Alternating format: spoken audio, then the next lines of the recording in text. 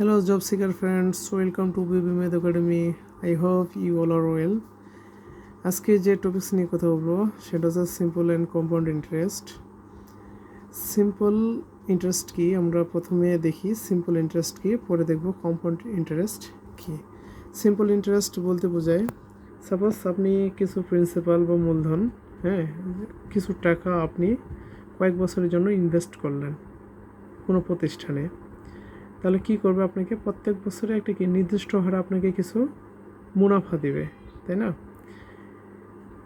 এই সরল মুনাফার ক্ষেত্রে প্রত্যেক বছরে যে মুনাফাটা দেবে সেই মুনাফাটা কি হবে না, আসলের সাথে যোগ হবে না। সাপোজ আপনি কোনো প্রতিষ্ঠানে 100 টাকা 5 বছরের জন্য কি করলেন, ইনভেস্ট করলেন, ঠিক আছে? আপনাকে সাপোজ প্রথম বছর ফার্স্ট ইয়ারে, ঠিক আছে, এই ফার্স্ট ইয়ারে আপনি কী করলো, 100 টাকার জন্য সাপোজ 5 টাকা আপনাকে মুনাফা দিল। 5 টাকা কী দিল, মুনাফা দিল। তাহলে এই সেকেন্ড ইয়ারেও যদি এই কন্ডিশন থাকে যে আপনাকে কি করবে, ওই একই হারে আপনাকে মুনাফা দিবে, তাহলে সেকেন্ড ইয়ারে অবশ্যই কিন্তু ওই 100 টাকার উপরেই মুনাফা দিবে। ঠিক আছে, ওই 100 টাকার ওই যে টাকাটা ইনভেস্ট করা হয়েছিল সেই টাকার উপরেই মুনাফা দিবে। অর্থাৎ এই যে আপনি যে মুনাফা পেলেন প্রথম বছর শেষে, এই টাকাটা কখনোই মূলধনের সাথে কি হবে না, এই যে মূলধন যেটা, এই মূলধনের সাথে যোগ হবে না, ঠিক আছে? তার মানে কি প্রত্যেক বছরে আপনাকে কি যেটা প্রারম্ভিক যে আপনার মূলধন যেটা ইনভেস্ট করা হয়েছে সেই টাকার উপরেই আপনাকে কি করবে, প্রত্যেক বছরেই মুনাফা দিয়ে থাকবে। যেমন থার্ড ইয়ার শেষে আপনাকে কী করবে, ওই 100 টাকার উপরেই দিবে। তার মানে কি ফোর্থ ইয়ার শেষেও ওই 100 টাকার উপর, এবং ফিফথ ইয়ার শেষেও 100 টাকার উপরেই আপনাকে মুনাফা দেবে। এইটাই হচ্ছে সরল মুনাফা। আর অন্যদিকে দেখি যৌগিক মুনাফা হচ্ছে কি, যৌগিক মুনাফা আমি যদি একইভাবে বলি যে সাপোজ 100 টাকা আপনি কি করলেন 5 বছরের জন্য কোনো প্রতিষ্ঠানে রাখলেন, ঠিক আছে? দেখা গেল যে ফার্স্ট ইয়ার শেষে আপনাকে কি করলো, ওই 100 টাকার উপরে আপনাকে 5 টাকা, এই যে 5 টাকা আপনাকে কি করলো, মুনাফা দিল। তাহলে সেকেন্ড ইয়ারে যে আপনি মুনাফাটা পাবেন সেটা অবশ্যই কি পাবেন, কত টাকার উপরে, 100 + 5, অর্থাৎ 105 টাকার উপরে পাবেন, ঠিক আছে? এই টাকার উপর পাবেন, ঠিক আছে? সাপোজ এই টাকার উপরে আপনাকে 6 টাকা আপনি মুনাফা পেলেন সেকেন্ড ইয়ার শেষে, তাহলে থার্ড ইয়ারের মূলধনটা কত হবে? এই থার্ড ইয়ারের ক্ষেত্রে যে মূলধনটা হবে সেটা কত হবে, 105 + 6, অর্থাৎ 111 টাকা। তাহলে কি থার্ড ইয়ার শেষে আপনাকে যে ইন্টারেস্টটা দিবে, থার্ড ইয়ার শেষে যে ইন্টারেস্ট দিবে সেটা কি কত উপরে দিবে, এই 111 টাকার উপরে। অর্থাৎ কি সেই ক্ষেত্রে থার্ড ইয়ারে আপনার মূলধন হচ্ছে কত, 111 টাকা। তাহলে দেখেন ফার্স্ট ইয়ারের মূলধন ছিল কত, 100 টাকা। ফার্স্ট ইয়ার শেষে আপনাকে মুনাফা দিল 5 টাকা, তাহলে সেকেন্ড ইয়ারের ক্ষেত্রে মূলধন হলো কত, 100 + 5, 105 টাকা সেকেন্ড ইয়ারের ক্ষেত্রে। তাহলে কি সেকেন্ড ইয়ারের শেষে আপনাকে কত টাকার উপর মুনাফা দিচ্ছে, 105 টাকার উপর। সাপোজ ধরলাম যে 6 টাকা মুনাফা আসলো, তাহলে থার্ড ইয়ারের ক্ষেত্রে মূলধন হচ্ছে কত, 105 প্লাস মুনাফা দুটো মিলে কি 111। তাহলে থার্ড ইয়ার শেষে আপনাকে যেটা ইন্টারেস্ট দেবে সেটা কি 111 টাকার উপরে দেবে। এটাই হচ্ছে কি যৌগিক বা চক্রবৃদ্ধি মুনাফা। আর সরল মুনাফার ক্ষেত্রে কি হবে, ফার্স্ট ইয়ারে আপনি প্রথমে যে টাকা ইনভেস্ট করেছেন প্রথম ইয়ারেও ওই টাকার উপরেই ইন্টারেস্ট দেবে, সেকেন্ড ইয়ারেও ঠিক ওই একই টাকা যে টাকা ইনভেস্ট করেছেন প্রথমে সেই টাকার উপরে ইনভেস্ট দেবে, মুনাফা দেবে। Third year, fourth year, fifth year ঠিক ওই মূলধনটাই যেটা প্রথমে ইনভেস্ট করেছে সেটার উপরেই হচ্ছে মুনাফা দেবে। এটাই হলো কি সরল মুনাফা।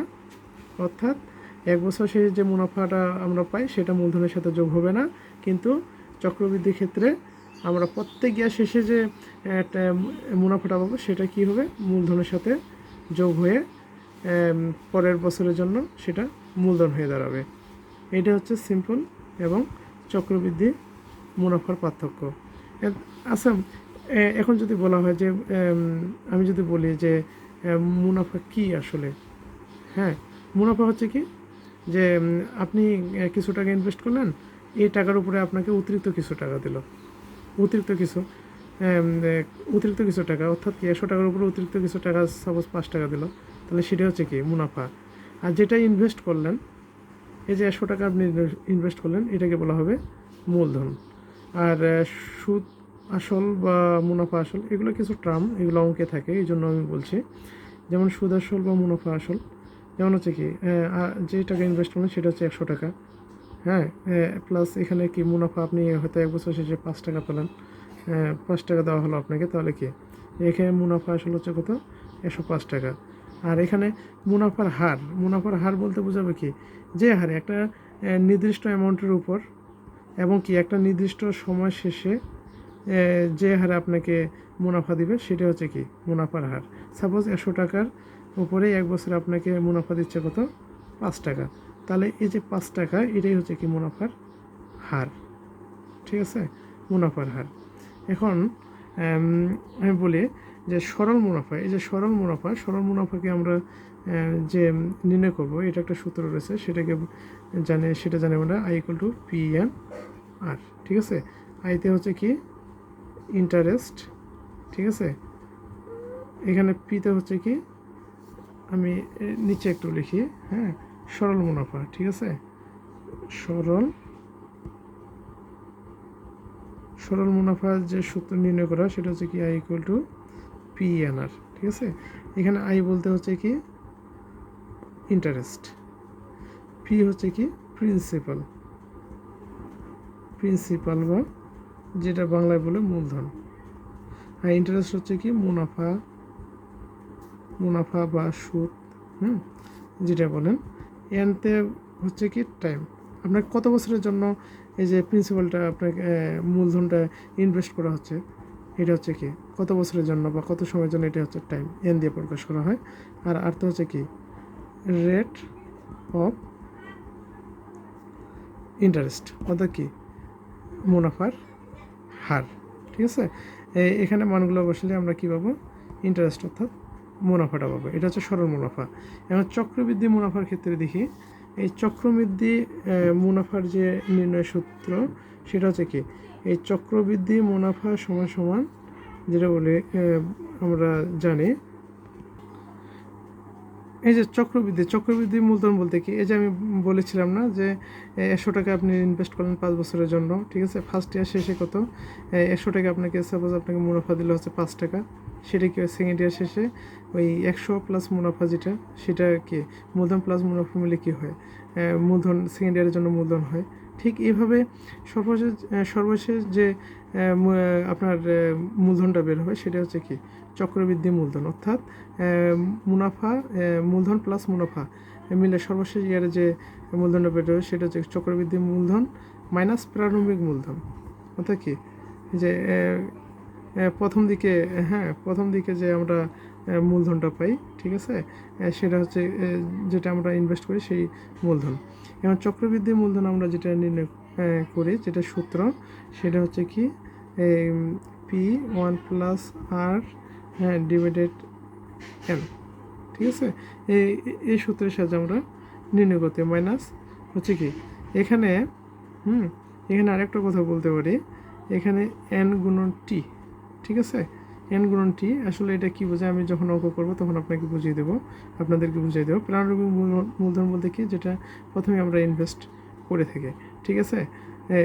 তাহলে চক্রবৃদ্ধি মুনাফা কি, চক্রবৃদ্ধি মূলধন মাইনাস চক্রবৃদ্ধি মূলধন থেকে প্রারম্ভিক মূলধন বাদ দিলে যেটা পাওয়া যায় সেটা হচ্ছে চক্রবৃদ্ধি মুনাফা। এখানে পি বলতে হচ্ছে প্রিন্সিপাল, এন বলতে হচ্ছে টাইম, হ্যাঁ, এই আর বলতে হচ্ছে কি রেট অফ ইন্টারেস্ট, অ্যান্ড পিতে হচ্ছে কি প্রিন্সিপাল।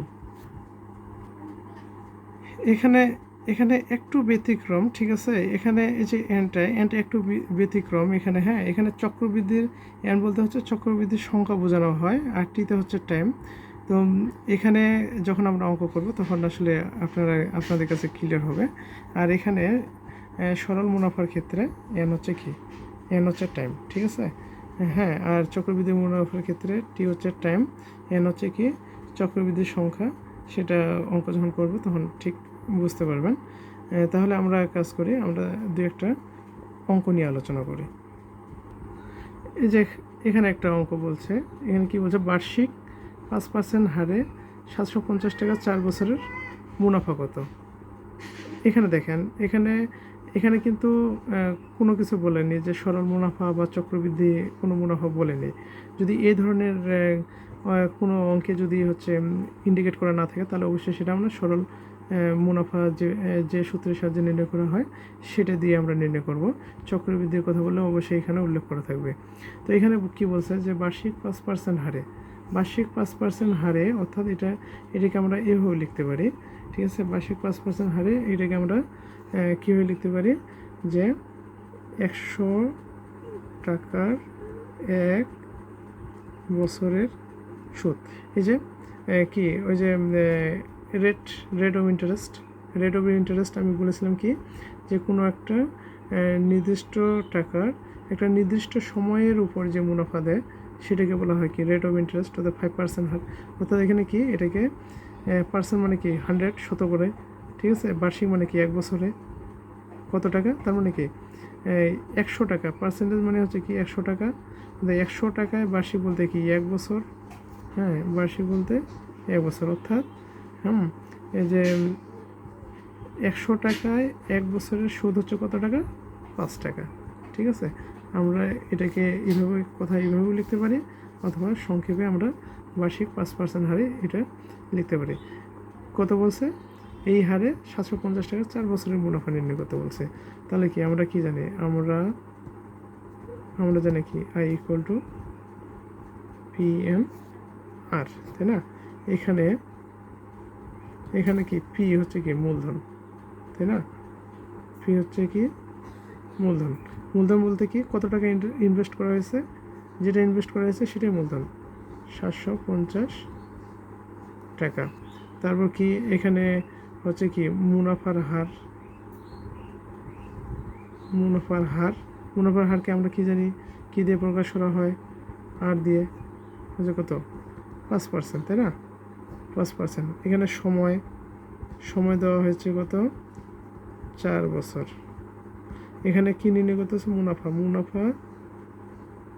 মুনাফা আই ইকুয়াল টু কি হোয়াট, এটা নির্ণয় করতে বলছে, তাই না। আই ইকুয়াল টু PNR তো আমরা জানি, পি বলতে হচ্ছে কত 750, এন বলতে হচ্ছে কি 4, আর বলতে হচ্ছে কত 5%। তাহলে কি 750 গুণন 4 গুণন 5% বলতে 5/100, 0 কেটে যায়, 5 একে 5, 5 দুগুণে 10, 2 এটাকে কি 2 ওকে 2, 2 দুগুণে কি 4, অর্থাৎ 4কে 2 দিয়ে ভাগ করলে 2। তাহলে এখানে কি 75 গুণন 2 হচ্ছে কত 150 টাকা। তাহলে কি এখানে উত্তর হলো কত, উত্তর হলো 150 টাকা। এই যে খুব ইজি। আচ্ছা, আমরা পরে আরেকটা অঙ্ক দেখি, এটি বিসিএসে এসেছিল। এখানে যে অঙ্কগুলো আপনারা দেখতে পাচ্ছেন এগুলো কিন্তু সব কোনো না কোনো চাকরি পরীক্ষায় এসেছিলো।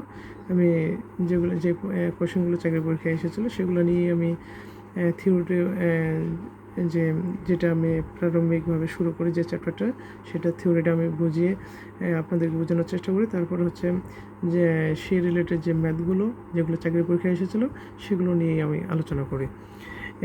এখানে কি 6% হারে, এখানে একটা অঙ্ক বলছি কি 6% হারে 9 মাসে 10,000 টাকার উপর সুদ কত হবে, 6% হারে, ঠিক আছে। 6% হারে মানে কি 100 টাকার 1 বছরের সুদ হচ্ছে কত 6%, ঠিক আছে। তার মানে কি এখানে আর হচ্ছে কত, আর হচ্ছে 6%, এখানে টাইম হচ্ছে কি 9 মান্থস দেওয়া রয়েছে, তাই না। আর এখানে প্রিন্সিপাল দেওয়া আছে, এটা সুদ আই ইকুয়াল টু কি হোয়াট নির্ণয় করতে হবে। তাহলে কি আমরা জানি এখানে কি আই ইকুয়াল টু PNR, এখানে পি হচ্ছে কত 10,000, 10,000 টাকা, ঠিক আছে, 10,000 টাকা। এখানে আর হচ্ছে কত 6%, তাই না। আর এখানে এন হচ্ছে কত, এই যে 9 মাস বলতে, আচ্ছা 9 মাসকে আমরা কীভাবে লিখতে পারি, 9কে যদি আমরা 12 দিয়ে ভাগ করি তাহলে কি বছর হবে না, বছর। তার মানে কি এটাকে কীভাবে লিখতে পারি কি 3 তারিখে যদি আমরা 3 দিয়ে ভাগ করি তাহলে কি 12কে 3 দিয়ে ভাগ করলে 4, 9কে 3 দিয়ে ভাগ করলে 3, তার মানে কি 3/4 বছর। এখানে কি আই ইকুয়াল টু হোয়াট, ঠিক আছে। আমি বাংলাগুলো লিখলাম না, ঠিক আছে, প্রথম অঙ্কে লিখছি, পরে আর লিখলাম না, এখন শুধু সরকারি লিখবো। তাহলে কি পি হচ্ছে কত 10,000, এন বলতে হচ্ছে কি 3/4, আর আর বলতে যেটা হচ্ছে 6%, 6% বলতে কি 6/100, তাই না। তাহলে আমরা কি 0 0 কেটে যায়, এখানে 0 0 কেটে যায়, এখানে কি 4কে 2 দিয়ে ভাগ করলে 2, আর 6কে 2 দিয়ে ভাগ করলে এখানে 3, এখানে 2 দিয়ে যদি এখানে কত রয়েছে 100কে যদি ভাগ করি এখানে 5 2 10 0, এখানে তাহলে কী করি 3 3 9, তাই না, 3 3 9, 9 আর 5 কত 5 লং 45 আর 0 রয়েছে, তাই না। গুণ করলে আমরা কী পাই, অর্থাৎ অ্যান্সার হচ্ছে কত 450 টাকা, ঠিক আছে। এভাবে আমরা অঙ্কগুলো নির্ণয় করবো। এখানে আরেকটা কী বলছে, শতকরা বার্ষিক 5 টাকা হার সুদে, হ্যাঁ 720 টাকার 2 বছর 4 মাসের সুদ কত হবে, অর্থাৎ এটা কি জানি আমরা পার আর জানি, তাই না, আর বলতে কি 5%, এখানে পি হচ্ছে কত 720, তাই না এটা। এখন এই যে এখানে আমি বলি, আমি অঙ্কটা করাবো না, আপনি অঙ্কটা করে নেবেন। এখানে এন, এন হচ্ছে কত, আচ্ছা আমরা দেখি আই ইকুয়াল টু কি পি এন আর, তাই না, পি বলতে হচ্ছে কি 720, আর হচ্ছে কি 5%, আর এখানে এন বলতে হচ্ছে কি 2 বছর 4 মাস যখন এইভাবে দেওয়া থাকবে, ঠিক আছে। আমরা এটাকে কাজ করে নেবো কীভাবে কী করবো, এখানে এই যে 2 যোগ এই কে এটা মাস রয়েছে, এটা আমরা বছরে পরিণত করি, 4 ডিভাইডেড কত 12, তাহলে কি 4 4 3 4 12, ঠিক আছে।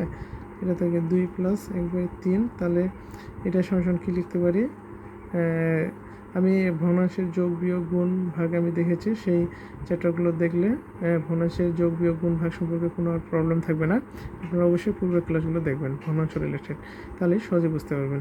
এটাকে যোগ করলে কী হয় 3 2 কত 6 + 1, তার মানে কি 7 ডিভাইডেড 3, তাই না, অর্থাৎ কি এত বছর এটা পাচ্ছি। তাহলে এখানে কি বলছে আই ইকুয়াল টু কি, আই ইকুয়াল টু হোয়াট। তাহলে আমরা এখন কাজ করি, এখানে পি বলতে কি বোঝায়, পি বলতে হচ্ছে কত 720, এন হচ্ছে কত 7/3, আর বলতে হচ্ছে কি 5/100, এই তো 0 0 কেটে যায় 5, 5 থেকে 5 5 × 10, কেটে যায় 2 দিয়ে যদি আমরা 72কে ভাগ করি কত 36 × 72, আবার 3 দিয়ে 36কে ভাগ করলে কত হয় 3 × 12 36, তাই না। তাহলে কি 12 × 7 হচ্ছে কত 7 × 14 4 হলে 7 × 7 84 টাকা, তাহলে হচ্ছে কত টাকা, তাহলে হচ্ছে কত 84 টাকা। আচ্ছা দেখি কত ভুল করেছি আমরা। ঠিক আছে, অঙ্ক তো ঠিক আছে, এখানে আমরা অপশনগুলো লিখতে ভুল করেছি, ঠিক আছে। উত্তর হবে 84 টাকা, এটা হলো অ্যান্সার। এভাবে আপনারা বাকি অঙ্কগুলো করে নেবেন। আমরা পরে আরও 2-1টি অঙ্ক দেখি।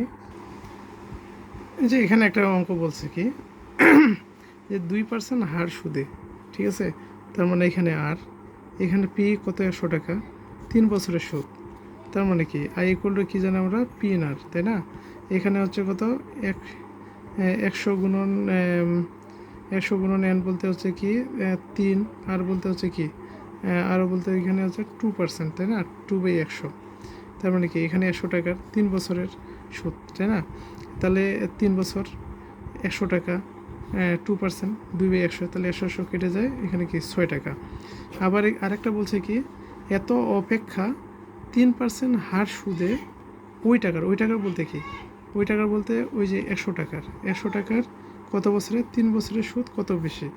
এটা আগে ছিল কি 100 টাকারই 2% হারে 3 বছরের জন্য, এখন ওই 100 টাকারই 3% হারে 3 বছরের জন্য, হ্যাঁ, তাহলে কত বেশি হবে, অর্থাৎ পরে যে আমরা সুদটা পাবো সেটা কত বেশি হবে, কেননা এটা পার্সেন্টেজটা বেশি। আগে ওই একই পরিমাণ টাকা আমরা 3 বছরের জন্য ইনভেস্ট করেছিলাম, সেটা পার্সেন্টেজ ছিল কম, তাহলে এখন কত টাকা বেশি হচ্ছে এটাই নির্ণয় করতে বলছে।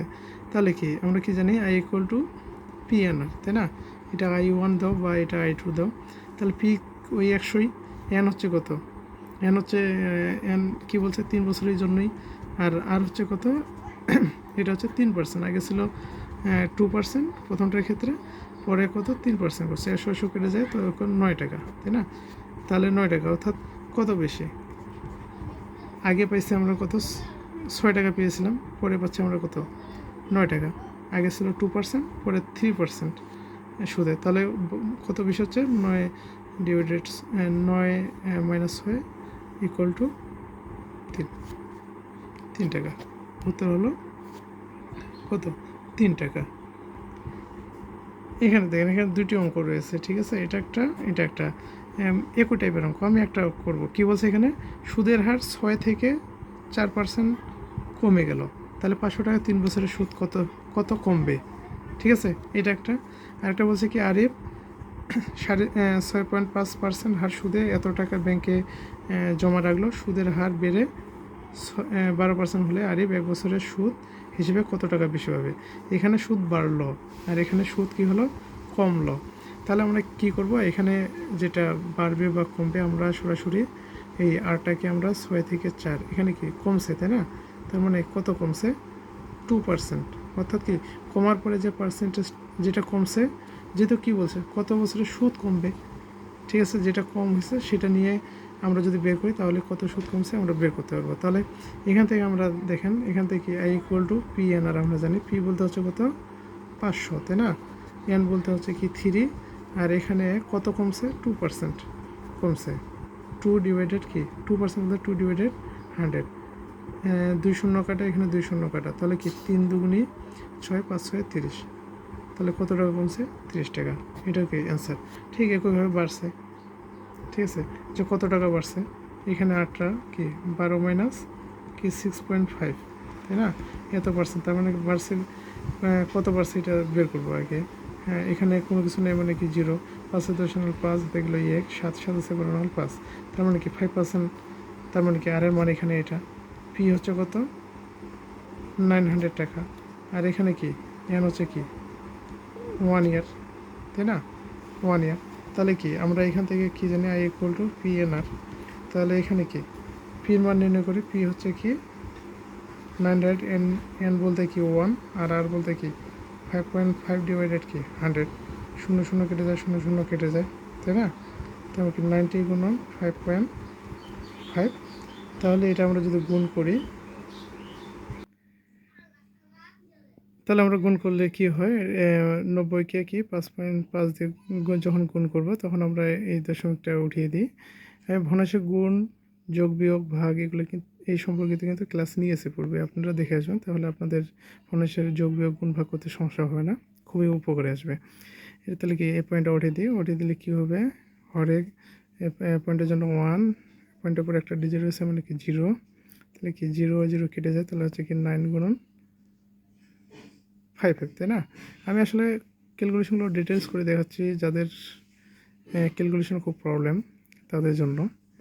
তাহলে এটা গুণ করলে কি হয়, আমরা কি 5 ইন্টু 9, ঠিক আছে, গুণ করলে কি হয় 5 লং 45 5 হাতে 4, 5 লং 45 45 4 49, অর্থাৎ কি 495, অর্থাৎ 495, এটা হলো অ্যান্সার। ধন্যবাদ সবাইকে। আমার যে গাণিতিক সমস্যার যে সলিউশন এগুলো নিয়ে কোনো কোয়েশ্চেন থাকলে অবশ্যই কমেন্টে জানাবেন, এবং ভালো লাগলে লাইক কমেন্ট শেয়ার করবেন। আপনারা বিবি ম্যাথ একাডেমির পাশে থাকবেন, অবশ্যই ভালো কিছু পাবেন। বিবি ম্যাথ একাডেমি সবসময় চায় আপনাদেরকে ভালো কিছু উপহার দিতে। ধন্যবাদ সবাইকে, ভালো থাকবেন।